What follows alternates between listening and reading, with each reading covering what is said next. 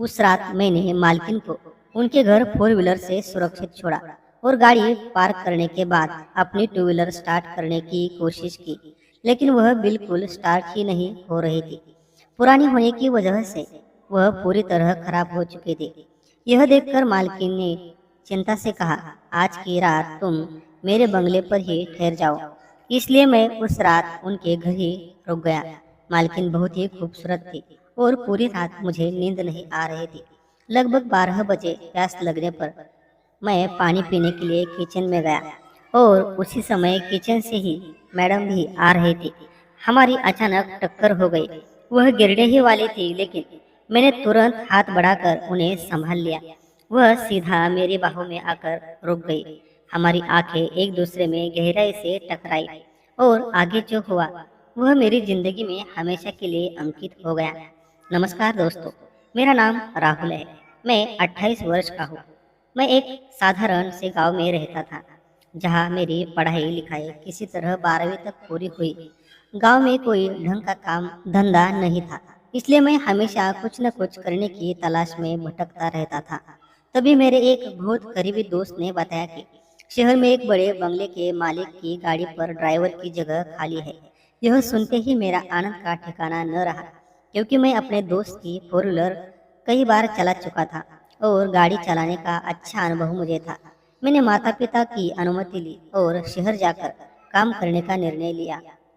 अगले ही दिन मैं और मेरा दोस्त उसकी टू व्हीलर पर बैठकर उस मालिक से मिलने शहर पहुंचे। शहर का वह विशाल बंगला देखते ही मैं कुछ पल के लिए हैरान रह गया। इतना बड़ा घर मैंने पहले कभी नहीं देखा था। हमने डोरबेल बजाई और सामने एक बेहद सुंदर, सरल और संस्कारी युवती आई। उसकी शख्सियत में एक अलग ही निखार था, मानो वह उस घर की शोभा ही बढ़ा रही हो। वह शांत आवाज में बोली, जी किससे मिलना है? मेरा दोस्त बोला, साहब की गाड़ी पर ड्राइवर चाहिए था, उसी काम के लिए आया है। वह हल्के से मुस्कुराई, भीतर मुड़कर आवाज लगाई और कुछ ही पल में उसके पीछे से एक स्मार्ट सजी धजी शख्स बाहर आए। उन्होंने हमें अंदर बुलाया। मैं विनम्रता से अपनी पहचान दी। मेरा नाम राहुल, गांव से आया हूँ, वे बोले। मैं दीपक और ये मेरी पत्नी शोभा। हमने एक दूसरे को नमस्कार किया। उन्होंने मुझसे शांति से बातचीत की, मेरी बोली, मेरा व्यवहार, मेरा विनम्र स्वभाव देखा और तुरंत ही मुझे काम पर रखने का निर्णय लिया। पगार 15,000 रुपये तय हुआ। मैंने कहा कि मैं अगले दिन से ज्वाइन कर लूंगा। शोभा मैडम ने बड़े प्यार से हमें चाय दी और हम दोनों ने वहां से विदा ली। वह युवती जितनी खूबसूरत थी, उतनी ही शांत और अपनत्व से भरी हुई थी। मैं अपने दोस्त के साथ एक किराए के रूम में रहने लगा और दूसरे ही दिन से मेरा शहर वाला नया जीवन शुरू हो गया। रोज सुबह 9 बजे मुझे दीपक सर को कंपनी में छोड़ना होता और फिर गाड़ी पार्क कर वही इंतजार करना होता। शुरू शुरू में शहर नया था, इसलिए रास्ते, बाजार, कामकाज का तरीका कुछ भी ठीक से समझ में नहीं आता था। लेकिन कुछ ही दिनों में सब ठीक होने लगा। वक्त बीतता गया और उनके घर तथा मुझ में एक अलग सा संबंध बनने लगा। साहब कभी कभी मुझे घर ले जाकर खाना खिलाते, घर के सदस्य की तरह व्यवहार करते। शोभा मैडम भी हमेशा प्यार से बात करती, कभी पानी देती, कभी चाय और मेरी तबीयत की पूछताछ करती। उनके घर में काम करते हुए मुझे कभी भी नौकर होने का एहसास नहीं हुआ, बल्कि ऐसा लगता था जैसे मैं उनके परिवार का ही कोई हिस्सा हो।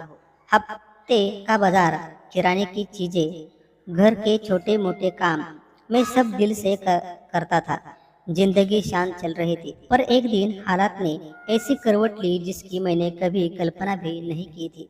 उस दिन मैं और दीपक सर एक बड़ी मीटिंग के लिए दूर शहर गए थे। मीटिंग बहुत देर तक चली और रात हो गई। वापसी के रास्ते में गहरा अंधेरा था। सड़क सूनी, हवा ठंडी और गाड़ी की स्पीड थोड़ी तेज थी। मैं सावधानी से गाड़ी चला रहा था। एक बड़े चौराहे के पास मैंने गाड़ी की रफ्तार धीमी की, क्योंकि वहाँ हमेशा ट्रैफिक रहता था। तभी अचानक बगल की सड़क से एक तेज गति से आ रहा टेम्पो दिखाई दिया। उसका ड्राइवर मानो गाड़ी पर नियंत्रण खो चुका था। उसने सामने की 2-3 गाड़ियों को टक्कर मारी और फिर वह बेकाबू टेम्पो हमारी ओर तेजी से बढ़ने लगा। पीछे से भी कोई वाहन आ रहे थे, इसलिए मुड़ने की जगह भी नहीं बची थी। एक पल में सब धुंधला हो गया। भीतर डर का भयानक सैलाब उमड़ पड़ा और अगले ही क्षण टेम्पो हमारी कार से इतनी जोर से टकराई कि जैसे पूरा संसार हिल उठा। कांच टूटने की तेज भयानक आवाज, कार का उलट पलट होना, मेरा पूरा शरीर हवा में झटके खाकर उछलना और फिर बस गहरा अंधेरा। मुझे बस इतना याद है कि मेरा हाथ असहनीय दर्द से जल रहा था। मैं दर्द से चिल्ला रहा था और आसपास लोगों की चीख पुकार भाग दौड़ सुनाई दे रही थी। कोई हमारी गाड़ी खोलने की कोशिश कर रहा था, कोई जोर से चिल्ला रहा था, एम्बुलेंस बुलाओ, और माहौल बुरी तरह डरावना हो चुका था। थोड़ी देर बाद एम्बुलेंस आई, हमें स्ट्रेचर पर डालकर हॉस्पिटल ले जाया गया। लेकिन दीपक सर पूरी तरह बेहोश थे।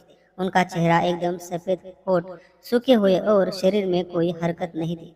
यह देखकर मेरा दिल बैठ गया, हाथ कांपने लगे। हॉस्पिटल पहुंचते ही मुझे दूसरे वार्ड में ले जाया गया।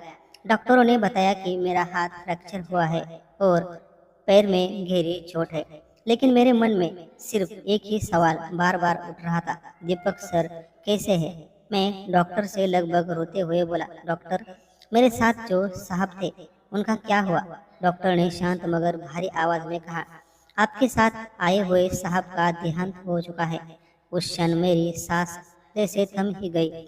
दिल पर किसी ने गहरा वार किया हो ऐसी वेदना हो गई। आंखों के सामने घना अंधेरा छा गया और एक पल के लिए ऐसा लगा जैसे मेरा अपना जीवन वही समाप्त हो गया।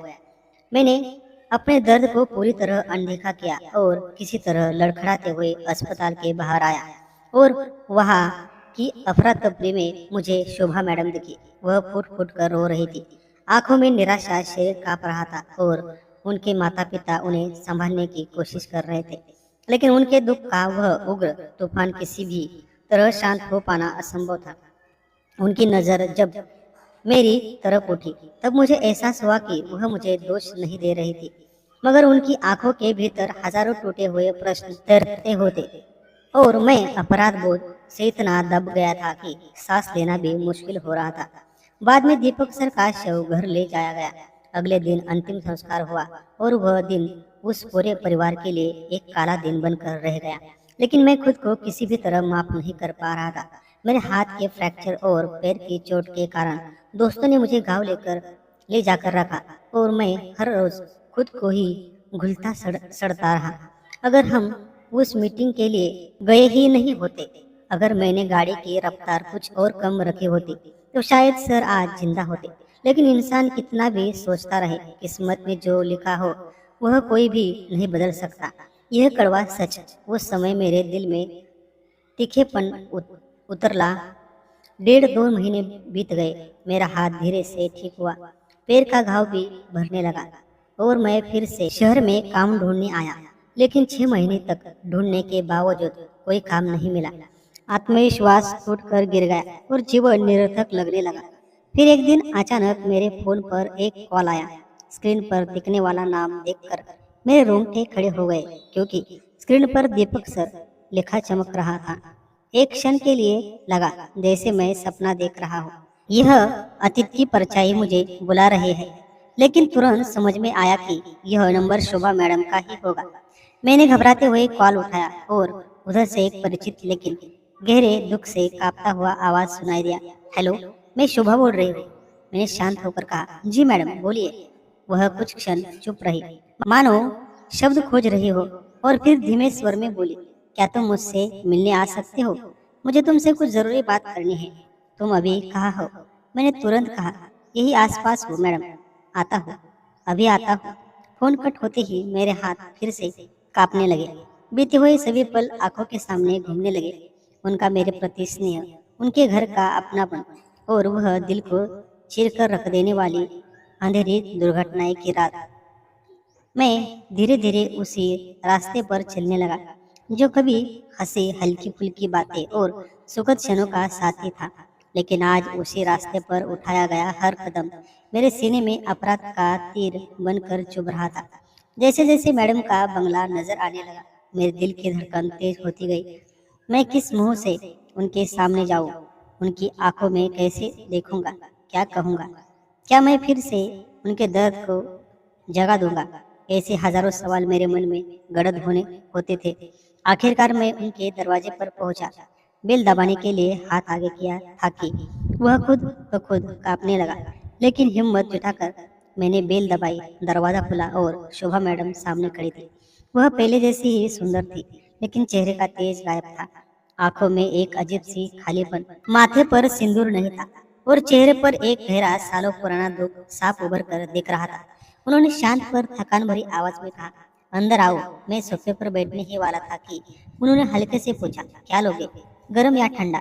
मैंने झिझक कर कहा, कुछ नहीं मैडम। लेकिन उन्होंने हल्का सा मुस्कुराते हुए कहा, ऐसा कैसे, इतने दिनों बाद आए हो, कुछ तो लेना पड़ेगा।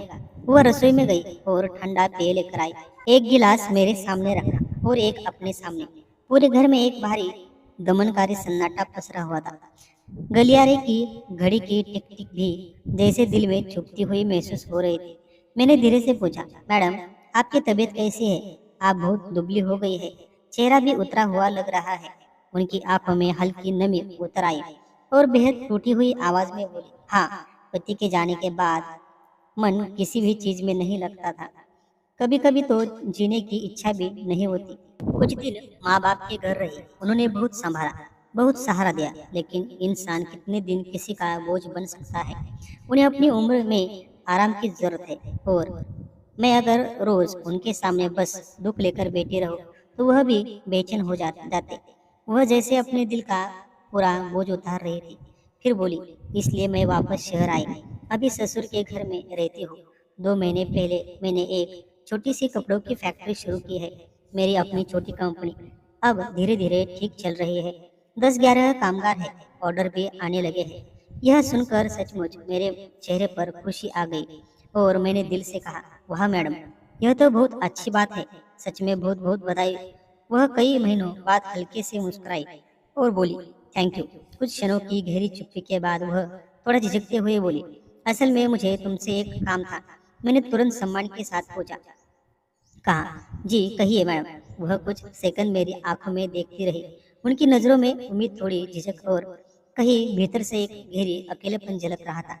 फिर उन्होंने धीमे पर साफ स्वर में पूछा, तुम अभी कहाँ काम कर रहे हो? मैंने सच बता दिया, अभी तो कहीं काम नहीं मिल रहा है मैडम। मालिक के एक्सीडेंट के बाद कुछ दिनों तक मैं गांव में ही था, लेकिन वहां मन बिल्कुल नहीं लग रहा था। हर पल वो भविष्य रात मेरे दिमाग में घूमती रहती थी। कुछ दिन पहले ही शहर वापस आया हूँ और काम ढूंढ रहा हूँ, लेकिन अभी तक किस्मत ने साथ नहीं दिया। मेरी बातें सुनते ही शोभा मैडम की आंखों में एक पक्का दृढ़ निर्णय चमक उठा। वो थोड़ा आगे झुककर बेहद शांत पर भरोसे से भरी आवाज में बोली, अच्छा हुआ, क्योंकि मुझे बिल्कुल तुम्हारे जैसा ही गुणी, ईमानदार और भरोसेमंद ड्राइवर की जरूरत है। कोई ऐसा आदमी जो सिर्फ काम ही नहीं बल्कि मेरा मतलब घर और कंपनी दोनों का दिल से ध्यान रखे। मेरी फैक्ट्री यहाँ से 10-12 किलोमीटर दूर है। रोज जाना होता है, लेकिन मुझे कार चलाना नहीं आता। क्या तुम यह जिम्मेदारी निभा पाओगे? मैं तो वैसे भी काम के लिए तरस रहा था, इसलिए बिना एक पल भी सोचे मैंने तुरंत सिर हिला दिया। यह देखकर वह बोली, ठीक है, तो तुम कितनी तनख्वाह लोगे? मैंने विनम्रता से कहा, जितनी पहले मिलती थी उतनी दे दीजिए मैडम, मुझे ज्यादा उम्मीद नहीं है। वह कुछ पल तक मेरी ओर लगातार देखती रही। उनकी नजरों में आप अपनापन, विश्वास और जैसे कोई पुराना सहारा दोबारा मिलने का सुकून झलक रहा था। फिर उन्होंने हल्की आत्मीय मुस्कान के साथ कहा, ठीक है। उन्होंने शांत लेकिन दृढ़ आवाज में कहा, मैं तुम्हें 15,000 दूंगी। कल से आ जाना, सुबह 9 बजे तैयार रहना। मैंने सिर्फ सिर हिलाया और जाने के लिए मुड़ा, मगर दरवाजे तक पहुंचकर मैं रुका और एक बार पीछे मुड़कर देखा। वह शांत मुद्रा में वही खड़ी थी, जैसे बिना कुछ कहे भी चुपचाप मुझे मन से आशीर्वाद दे रही हो। उस नजर में न राग था न दूरी, बस एक गहरी मुख कृतज्ञता और अपनापन था, जिसे शब्दों में बांधना मुश्किल था। उस रात में इतना खुश था कि नींद मेरी आंखों से कोसों दूर थी। दिल में एक अजीब सी हलचल थी। ऐसा लगा जैसे लंबे समय बाद मुझे फिर किसी ने भरोसा दिया है, ने मुझे फिर से खड़ा होने का मौका दिया है, जिसे जिंदगी ने एक बार फिर मेरे कंधे पर हाथ रख कर कहा हो, उठ, तो अभी खत्म नहीं हुआ। सुबह होते ही मैं जल्दी उठ गया, नहाकर साफ सुथरे कपड़े पहने। भले ही टू व्हीलर पुरानी थी और चलते समय खड़खड़ की आवाज करती थी, लेकिन आज मेरे भीतर उतना उत्साह था कि वह आवाज भी संगीत जैसी लग रही थी। मैं मैडम के बंगले पहुंचा, बेल दबाई और जैसे ही दरवाजा खुला, मैं एक पल के लिए स्तब्ध रह गया। वो हल्की लेकिन बेहद आकर्षक साड़ी पहनी थी। उनके खुले बाल कंधों पर नरम लहरों की तरह गिरे रहे थे। हल्का सा मेकअप और होठों पर घेरा पिंक लिपस्टिक। वह खुद की लंबी छाया के बावजूद ऐसी लग रही थी कि जैसे धीरे धीरे अंधेरे से उगता हुआ पूर्ण चांद, जिसने अपनी चमक खोई नहीं बल्कि भीतर छुपा ली है। उन्होंने मुझे देखा और मुस्कुराकर पूछा, क्या हुआ, ऐसे क्यों देख रहे हो? मैं तुरंत संभला और बोला, कुछ नहीं मैडम। वह अंदर गई, पर्स उठाया और बोली, चलो निकलते हैं। मैंने कार स्टार्ट की, वह पीछे की सीट पर बैठ गई और गाड़ी तेजी से सड़क पर आगे बढ़ने लगी।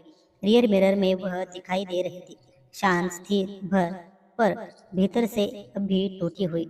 उनकी आंखों में जमा दुख के धुएं के बीच भी एक अजीब सा तेज था, एक ऐसा तेज जो इंसान को खामोश होकर भी बहुत कुछ बोल जाता है और मन को बांध कर रख देता है।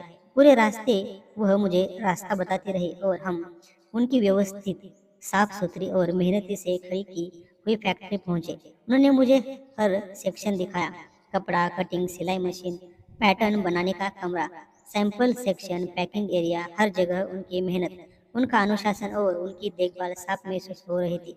उन्होंने कामगारों से मेरा परिचय कराया और हर एक के चेहरे पर उनके प्रति आदर, स्नेह और एक अजीब सी निष्ठा थी। कुछ कामगार तो ऐसे लगे जैसे उनका दुख भी चुपचाप साझा कर रहे हो। काम समझाने के बाद मैं काम में बाहर बैठ गया और वह अपने केबिन में जाकर ऑर्डर डिजाइन और अकाउंट्स में व्यस्त हो गई। दिन भर में उन्हें कुछ भी चाहिए होता, फाइल, पानी, रिपोर्ट, मशीन वालों को बुलाना या कहीं बाहर डिलीवरी के लिए जाना, तो वह धीरे से मुझे कॉल या मैसेज कर देती और मैं तुरंत उठकर उनका काम कर देता। शाम होते ही मैं उन्हें घर छोड़ता। मैं फिर अपनी टू व्हीलर पर अपने छोटे से कमरे में लौट कर खाना खाता, थक कर सो जाता। इस तरह दिन पर दिन बीतने लगे। हमारे बीच अनकहा लेकिन बहुत गहरा अपनापन पनपने लगा। मैं उन्हें ऑफिस से ले जाना, पूरे दिन उनकी जरूरतों का ध्यान रखना, फिर उन्हें वापस घर छोड़ना। इन हर छोटे बड़े पलों ने हमारे बीच एक बहुत सूक्ष्म, बहुत गहरा और बिना बोले हुआ बंधन बना। ऐसा बंधन जिसकी कोई भाषा नहीं, बस महसूस होता है। और देखते ही देखते पहला महीना कब पूरा हो गया पता ही नहीं चला। शनिवार था, ऑफिस की छुट्टी। इसका मतलब आज मैडम को कहीं लेकर जाना नहीं था। उस दिन मैं उन्हें घर छोड़कर अपने कमरे चला आया था, जैसे हर दिन आता था। लेकिन रात को अचानक उनका फोन आया। वह बोले, अरे तुम्हारा वेतन देना रह गया है, कल सुबह आकर ले जाना। मैंने कहा, ठीक है मैडम, मैं सुबह आ जाता हूँ। अगले दिन मैं अच्छी तरह तैयार होकर उनके घर गया। उन्होंने दरवाजा खोला और पुराने परिचित स्नेह के साथ कहा, आइए बैठिए। वह रसोई में गई, गरम चाय लेकर आई, फिर अपने छोटे से पर्स से नोटों का बंडल निकाला, गिना और मेरे हाथ पर रख दिया। उसी क्षण उनकी कोमल उंगलियों का हल्का सा स्पर्श मेरे हाथ को छू गया। वह स्पर्श इतना नरम, इतना हल्का, लेकिन भीतर तक सरसराहट पैदा कर देने वाला था कि उस एक पल में जैसे समय ठहर गया। हम दोनों कुछ क्षणों तक एक दूसरे को देखते ही रह गए। उनकी गहरी काली आंखों में एक ऐसा आकर्षण था जिसमें कोई भी आसानी से खो सकता था। उनका गोरा चमकता चेहरा, रेशमी बाल, होठों पर हल्की मुस्कान, और उस पल मेरा मन उनके चेहरे को देखते देखते ही कहीं दूर बहता जा रहा था। मैंने पैसे लेकर कहा, बहुत बहुत धन्यवाद मैडम, इतने दिनों से काम नहीं था, आपने मुझे काम दिया, इसलिए मैं बहुत खुश हूँ। वह बोली, अरे तुम्हारे जैसे ईमानदार ड्राइवर का मिलना तो मेरा सौभाग्य है। मेरी कंपनी अब ठीक चल रही है, का काम आ रहा है, पैसे आ रहे हैं, कोई दिक्कत नहीं। तुम्हें कभी भी किसी चीज की जरूरत हो तो बस बताना। मैंने सिर झुकाकर जी मैडम कहा और बाहर जाने के लिए उठ गया। वह ऊपरी मंजिल की तरफ टेरेस पर जा रही थी और जाते जाते बोली, दरवाजा पीछे से बंद कर देना। मैं दरवाजे की तरफ मुड़ा ही था कि अचानक एक बहुत तेज असहनीय आवाज गूंजी, जैसे कोई भारी चीज फिसल कर जोर से गिरी हो। कर की तीखी आवाज पूरे घर में फैल गई। मैं घबरा कर पीछे दौड़ा और यह देखकर दिल दहल गया कि शोभा मैडम सीढ़ियों से नीचे लुढ़क रही थी। वह बुरी तरह गिरे थे, दर्द से चीख रही थी, चेहरे पर भयानक पीड़ा थी और एक हाथ से अपना पैर पकड़े कराह रही थी। मैंने तुरंत भागा, उन्हें उठाया, संभाला, पास बैठाया, पानी लाकर दिया। वह रोते रोते ही फटी आवाज में कह रही थी, पैर बहुत दर्द हो रहा है, बहुत ज्यादा। मैंने उन्हें उठाने की कोशिश की लेकिन वह ठीक से बैठ नहीं पा रही थी। खड़े होना तो बिल्कुल नामुमकिन था। उनकी पीड़ा देखकर मेरा दिल धड़कने लगा। उनका दर्द मेरी आंखों के सामने सहन ही नहीं हो रहा था। बिना एक क्षण सोचे समझे मैंने झट से उन्हें अपनी दोनों बाहों में उठा लिया। वह पूरी तरह मेरे सीने से लगी हुई थी। उनकी सांसें तेज तेज चल रही थी, आंखों में असहनीय तकलीफ तैर रही थी, चेहरा दर्द से थरथरा रहा था। और उस पल मेरे मन में चिंता, दायित्व, सहानुभूति और एक अनकही घबराहट एक साथ उमड़ने लगी। मैं उन्हें कार में बैठा कर तेजी से हॉस्पिटल पहुंचा। डॉक्टर ने एक्सरे किया, जांच की और शुक्र था कि हड्डी नहीं टूटी थी, सिर्फ जोरदार चोट और गहरी सूजन थी। उन्हें इंजेक्शन दिया गया, पट्टी बांधी गई, दवाइयाँ दी गई और डॉक्टर ने बोले 3-4 दिन आराम करना होगा, सूजन कम होगी तो दर्द भी कम होगा। मैं उन्हें घर वापस लाया। वह एकदम भी नहीं चल पा रही थी। उनका पैर सूजकर जैसे कठोर पत्थर बन गया था और दर्द से उनका पूरा शरीर कांप रहा था। मैंने उन्हें सहारा देते हुए धीरे धीरे उनके बेडरूम तक पहुंचाया, तकियों का सहारा देकर लिटाया ताकि उन्हें कम से कम तकलीफ हो। उन्होंने कमजोर आवाज में कहा, मैं सो जाती हूँ, तुम जाओ। लेकिन मैं उनके हाल को देखकर असमंजस और चिंता से भर गया। मैंने तुरंत कहा, मैडम आपको चलना भी मुश्किल है, मैं अगर चला गया तो आप कैसे रहेंगी, खाना पानी दवाइयाँ, क्या मैं 2-3 दिन यही रुक जाऊँ आपकी देखभाल के लिए। यह सुनते ही वह हल्की से शर्मा गई, उनके गालों पर गुलाबी आभा उतर आई और वह संकोच से बोली, नहीं, लोग क्या कहेंगे।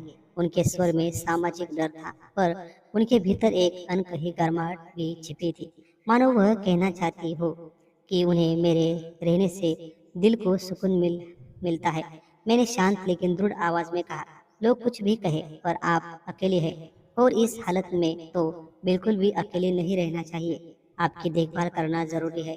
मेरी बात सुनकर वह एक पल को चुप हो गई। कुछ सेकंड तक वह मेरी आंखों में सिर्फ स्थिर नजर से देखती रही। उनकी नजर में कोई शक नहीं था, बस एक गहरा पवित्र विश्वास था, ऐसा विश्वास जो इंसान किसी अपने पर ही कर सकता है। मैंने धीरे से कहा, मैडम आप चिंता मत कीजिए, मैं यही रहूंगा तो 2-3 दिन नहीं, जितने दिन आपकी जरूरत हो, मैं आपकी सारी देखभाल करूंगा। यह कहकर मैं किचन में गया और खाना बनाने लगा। गांव में रहते हुए मैं खुद खाना बनाता था, इसलिए स्वाद और हाथ दोनों में सफाई थी। कुछ ही देर में घर में गर्मा गर्म खाने की खुशबू फैल गई। मैं उनके कमरे में झांक कर देखने गया तो वह हल्की नींद में थी, इसलिए उन्हें परेशान न करते हुए मैं हॉल में चुपचाप बैठा गया। थोड़ी देर बाद हल्की खनखनाहट सुनाई दी। वह उठकर धीमे से बोली, अरे खाना तुमने बनाया, रहने दो, मैं कर लेती हूँ। इतनी बात कहकर ही उन्होंने उठने की कोशिश की और तुरंत दर्द से कराह उठी। मैं भागकर उनके पास गया, उनके कंधों को संभालते हुए बोला, नहीं मैडम, बिल्कुल मत उठिए, सब कुछ मैंने कर लिया है। उनकी आंखों में कृतज्ञता की गहरी चमक थी। ऐसा लग रहा था जैसे मेरी उपस्थिति ने उनके अकेलेपन की दीवार थोड़ी सी तोड़ दी हो। मैं प्लेट लेकर आया, उन्हें तकियों का सहारा देकर बैठाया और उन्हें प्यार से खाना खिलाया। वह मेरे चेहरे की तरफ इस तरह देख रही थी कि उनकी आंखें हजारों अनकहे भाव व्यक्त कर रही थी, जैसे वह कहना चाहती थी, तुम हो तो मैं सुरक्षित हूँ, मुझे डर नहीं लगता। खाने के बाद मैंने उन्हें दवाइयाँ दी और वह फिर से सो गई। मैंने हॉल में बैठकर हर कुछ मिनट में उनके कमरे की तरफ देखने लगा, जैसे मेरा दिल ही उनसे बंध गया था और उनकी हर सांस पर मेरा ध्यान टिका हुआ था। दोपहर में वह उठी और हम हल्की फुल्की बातें करते रहे। उनकी आवाज़ में दर्द था, पर उसमें मेरे प्रति एक नरम अपनापन भी झलक रहा था। अचानक वह भावुक होकर बोली, सच में अगर तुम नहीं होते तो आज मेरा क्या होता, पता ही नहीं। उनकी आंखों में आंसू आ गए। बिना सोचे मैंने उनके आंसू अपने अंगूठे से हल्के से पोंछ दिए। उस पर हमारे बीच की दूरी जैसे पिघल गई। मैं मर्यादा का ध्यान रख रहा था, लेकिन उनकी आंखों में कोमलता, भरोसा और एक नरम अनकही आकर्षण साफ झलक रहा था। शाम को मैंने फिर खाना बनाया। हम दोनों ने साथ में शांत सा भोजन किया और उनके पैर की सूजन थोड़ी कम होने लगी। मैंने उन्हें सुलाया और खुद बगल वाले कमरे में सो गया। उनके 2-3 दिन मैंने उनकी हर ज़रूरत का ध्यान रखता रहा। खाना बनाता, पानी देना, दवाइयाँ देना, उन्हें बाथरूम तक सहारा देकर ले आना, और हर गुजरते दिन के साथ उनकी आंखों की नरमी, उनका भरोसा और उनकी निगाहों में मेरे प्रति छुपा हुआ स्नेह और भी गहरा होता गया। वह नज़रों में एक ममता थी, एक सुरक्षा का भाव था, और कहीं भी तर एक मधुर आकर्षण भी। 3-4 दिनों में वह काफ़ी ठीक हो गई और फिर हमारी रोज़ की दिनचर्या शुरू हो गई। मैं उन्हें ऑफिस ले जाता, वहाँ रुकता, शाम को घर छोड़ता और फिर अपने कमरे पर लौटता। लेकिन उन दिनों के दौरान हमारे दिलों में जो भावना जन्म ले चुकी थी वह खत्म होने का नाम नहीं ले रही थी। एक दिन अनकहा खिंचाव, एक मोड़ ऐसी डोर जैसे समाज की अनुमति नहीं, मगर दिल बार बार स्वीकार कर लेता है। मैं अपने मन में उसे दबाने की कोशिश करता, क्योंकि वह मेरी मालकिन थी, विधवा थी, बड़े घराने की थी, और मैं सिर्फ एक साधारण ड्राइवर। लेकिन वह मुझे जिस तरह से देखने लगी थी, उसमें एक ऐसी गर्माहट थी, इतना गहरा विश्वास था, और कुछ ऐसा जिसे शब्दों में समेट पाना बिल्कुल संभव ही नहीं था। कुछ जो सीधे हृदयों तक पहुंचता था। एक दिन कंपनी में काम बहुत ज्यादा था और हम देर रात लगभग 9 बजे घर पहुंचे। मैंने उन्हें कार से उतारा, चाबी दी और अपनी टू व्हीलर के पास जाकर स्टार्ट करने की कोशिश करने लगा। पर कितनी भी कोशिश की, गाड़ी चालू ही नहीं हो रही थी। इंजन बार बार फुस की आवाज करता, बंद हो जाता, और मेरे माथे पर चिंता की वजह से पसीना झरने लगा। वह दरवाजे पर खड़ी दूर से मुझे देख रही थी। उनकी आंखों में चिंता थी। उन्होंने पूछा, गाड़ी चालू नहीं हो रही है क्या? मैंने संकोच से कहा, नहीं, बहुत पुरानी हो गई है, शायद कुछ दिक्कत है, बस किसी तरह पहुंच ही जाऊंगा। वह हल्का सा मुस्कुराई, पर उनकी मुस्कान में चिंता साफ थी। उन्होंने कोमल पर दृढ़ स्वर में कहा, रात के इस समय कहाँ से रिक्शा मिलेगा, और घर 6 किलोमीटर दूर है, तुम कैसे जाओगे? आज यही रुक जाओ, तुम मेरे लिए अजनबी नहीं हो। उनके इन शब्दों ने मेरे मन में एक गहरा द्वंद्व पैदा कर दिया। एक सुंदर युवा विधवा के घर रात रुकना, वह भी अकेले, यह सही है क्या गलत? पर परिस्थितियां हमेशा इंसान की सोच से बड़ी होती है। मैंने धीमे स्वर में कहा, ठीक है, अगर आप कहती है तो मैं रुक जाता हूँ। हम दोनों घर के अंदर आए। आश्चर्य की बात यह थी कि आज पहली बार मैडम खुद ही किचन में गई और खाना बनाने लगी। मैं हॉल में बैठा उनकी चाल, उनके हर छोटे कदम को अनजाने में देखता रहा। उनकी चाल में एक अद्भुत सादगी थी, एक शांत गरिमा थी। उनके चेहरे पर एक कोमल पर रहस्यमय चमक थी, जैसे किसी दर्द के पीछे छिपी हुई अनोखी सुंदरता। कुछ ही देर में वह प्यार से भोजन को टेबल पर सजा कर लाई। खाने की खुशबू पूरे घर में एक सुखद गर्माहट फैला रही थी। मैं बैठा और जैसे ही पहला निवाला मुंह में रखा, मेरे मुंह से निकल पड़ा, मैडम, आपके हाथ का खाना कितना स्वादिष्ट है। सच में आप बहुत अच्छी रसोइया है। वह हल्का सा शर्मा गई। उनके गालों पर गुलाबी लाली उभर आई और वह बोली, तुम भी बहुत अच्छा बनाते हो खाना। उनके इस वाक्य ने जो भावना, स्नेह और कोमलता छुपी थी, उसने मेरे दिल में एक मधुर ऊष्मा भर दी। हमने पूरी शांति से लेकिन एक अजीब सी नजदीकी महसूस करते हुए खाना खाया। रात काफी हो चुकी थी। वह अपने बेडरूम में चली गई और मैं गेस्ट रूम में, पर मुझे नींद बिल्कुल नहीं आ रही थी। उनके चेहरे की मासूम लकीरें, उनकी गहरी आंखें और उनकी शांत मुस्कान के पीछे छिपा हुआ दर्द, ये सब मेरे सामने बार बार घूम रहा था। लगभग 12 बजे मुझे प्यास लगी, इसलिए मैं पानी लेने किचन में गया। वहाँ रोशनी कम थी, हल्का अंधेरा फैला हुआ था। जैसे ही मैं अंदर गया, सामने से आते हुए उन्हें देख नहीं पाया और अचानक हम टकरा गए। वह मैडम थी, टक्कर लगते ही वह गिर जाती, पर मैंने उन्हें तुरंत पकड़ लिया और वह सीधे मेरी बाहों में थम गई। उस पल जैसे समय थम गया। उनकी मीठी गर्म सांसें मेरी गर्दन से छू रही थी। हमारे सांसों की लय एक दूसरे में घूमने लगी थी। हमारी नजरें एक दूसरे में इतनी डूब गई थी कि कुछ क्षणों के लिए दुनिया जैसे गायब हो गई। उनकी आंखों में दर्द था, एक अनजाना खिंचाव था, जैसे कई दिनों से दबे हुए भाव आज बाहर आने को बेचैन हो रहे। मैं होश में आते ही धीरे धीरे पीछे हट गया, पर मेरा दिल अब भी जोर से धड़क रहा था। पानी पीना भी भूल गया और जल्दी से गेस्ट रूम की तरफ मुड़ा। दरवाजा बंद करने ही वाला था कि पीछे से हल्के कदमों की आवाज सुनाई दी। मैं पलटा और मैडम मेरे ठीक पीछे खड़ी थी। हल्की रोशनी में उनकी आंखों में आंसू चमके रहे थे। उनके चेहरे पर भावनाओं का तूफान उमड़ रहा था और उनकी निगाहों में एक गहरा अनकहा बिन बोले प्रेम झलक रहा था। एक ऐसा प्रेम जो शब्दों से नहीं, सीधे दिल से टकराता है। बिना कुछ कहे वह मेरी छाती से लिपट गई और फूट फूट कर रोने लगी। उनके गर्म आंसू मेरे शर्ट में रिश्ते जा रहे थे और मैं उन्हें शांत करते हुए, उनकी पीठ सहलाते हुए, उनके बालों को थामे सांत्वना देता रहा। कुछ देर बाद वह मेरे आलिंगन से थोड़ा अलग हुई। उनकी आंखें अब भी नम थी, उनकी आवाज कांप रही थी और वह टूटे पर बेहद साफ और सच्चे स्वर में बोली, राहुल, तुम इतने प्यार करने वाले जैसे हो, मैं कई दिनों से तुम्हें देख रही हूँ। तुम्हारे जैसा सच्चा साफ दिल वाला इंसान मैंने कभी नहीं देखा। तुम कई दिनों तक मेरे घर रहे, मेरी देखभाल की, मुझे दवाइयाँ दी, मुझे उठाकर ले गए, मुझे सुकून दिया, लेकिन कभी भी मेरे प्रति गलत नजर से नहीं देखा। तुम्हारे इस स्वभाव ने मुझे तुम्हारी ओर खींच लिया और अब तो मुझे तुमसे सचमुच प्यार हो गया है। राहुल, यह सुनते ही लगा जैसे मेरे सीने के भीतर किसी के अचानक जोर से दस्तक दी हो। दिल की धड़कन तेज हो गई, सांस अटकने लगी।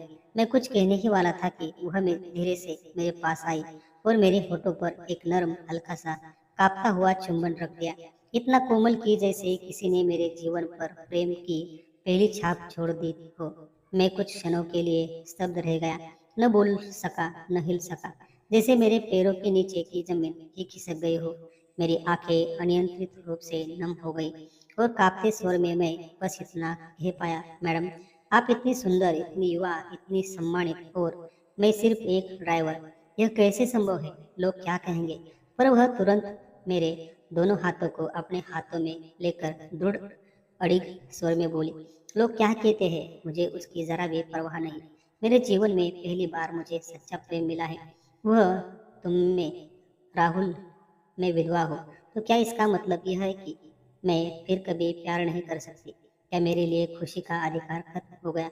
मेरा मन, मेरी आत्मा दोनों तुम्हें ही चाहती है और मैं तुमसे सचमुच बहुत गहरा प्यार करती हूँ। उस पल उनकी आंखों में चमकती सच्चाई, उनकी कांपती आवाज की गहराई, उनकी भावनाओं की गर्माहट, यह सब इतना वास्तविक और सच्चा था कि मेरा दिल उनके सामने पिघलकर मोम बन गया। मैं धीरे धीरे उनके हाथ थामे, उनकी गालों को उंगलियां से सहलाया और कहा, मैडम, आपका प्यार मेरे लिए दुनिया की सबसे कीमती चीज है। और हम एक दूसरे की बाहों में सिमट गए। उस आलिंगन में सिर्फ गर्माहट ही नहीं थी, बल्कि एक गहरी सुरक्षा, विश्वास की धड़कन और एक ऐसा रिश्ता था जो शब्दों की सीमा से कहीं आगे था। वह रात हमारे बीच मौजूद सारी दूरी को हमेशा के लिए मिटा गई। उस रात ने हमें दो अलग अलग रास्तों से उठाकर एक ही डोरी में बांध दिया। धीरे धीरे हमारा रिश्ता और मजबूत होता गया। हर दिन हमारा प्यार और गहरा और भावनाओं से भरा होता गया। हम साथ काम करते, हंसते, बातें करते और एक दूसरे की उपस्थिति में हमें पूरा करने लगे। हमारे बीच का यह अनकहा लेकिन प्रगाढ़ प्रेम अब एक सुंदर जीवन का आकार ले रहा था। लगभग एक साल बाद, बहुत सोच विचार और अनगिनत ईमानदार बातचीत के बाद हमने शादी का निर्णय लिया। जब हमने यह बात दोनों परिवारों को बताई तो आश्चर्य की बात यह थी कि दोनों ने खुशी खुशी हामी भर दी। न किसी ने विरोध किया, न कोई सवाल उठाया। दोनों तरफ की आंखों में हमारे लिए सम्मान था, स्वीकृति थी और दुआओं थी। हमारी शादी बड़े हर्षोल्लास, प्रेम और आशीर्वाद के बीच संपन्न हुई। आज हम एक बेहद सुखी जीवन जी रहे हैं, एक दूसरे का हाथ थामे, एक दूसरे के साथ कदम से कदम मिलाकर। और सबसे बड़ी खुशी यह है कि मैडम के गर्भ में हमारे प्रेम का एक सुंदर छोटा सा नया जीवन पल रहा है। वह हर दिन मुस्कुराती है, उनका चेहरा पहले से कहीं ज्यादा खिल गया है और उन्हें इस तरह खुश देखकर मेरा दिल गर्व, प्रेम और कृतज्ञता से भर जाता है। दोस्तों, आप भी बताइए, क्या एक महिला के विधवा हो जाने के बाद उसका प्यार करना गलत है? क्या उसे नया सहारा, नया साथी, नया जीवन नहीं मिलना चाहिए? अपने पति को खोना कोई अपराध नहीं और दोबारा प्रेम करना तो बिल्कुल भी अपराध नहीं। हर इंसान को एक नई शुरुआत का अधिकार है, चाहे वह स्त्री हो या पुरुष। समाज को किसी की जिंदगी पर पहरा लगाने का हक नहीं। उसे जीने देना चाहिए, मुस्कुराने देना चाहिए और प्रेम करने देना चाहिए। दुनिया बदलती है पर बदलाव की शुरुआत हमसे होती है। और अगर आपको हमारी यह प्रेम कहानी पसंद आई हो तो लाइक करें, शेयर करें और चैनल को सब्सक्राइब करें। धन्यवाद।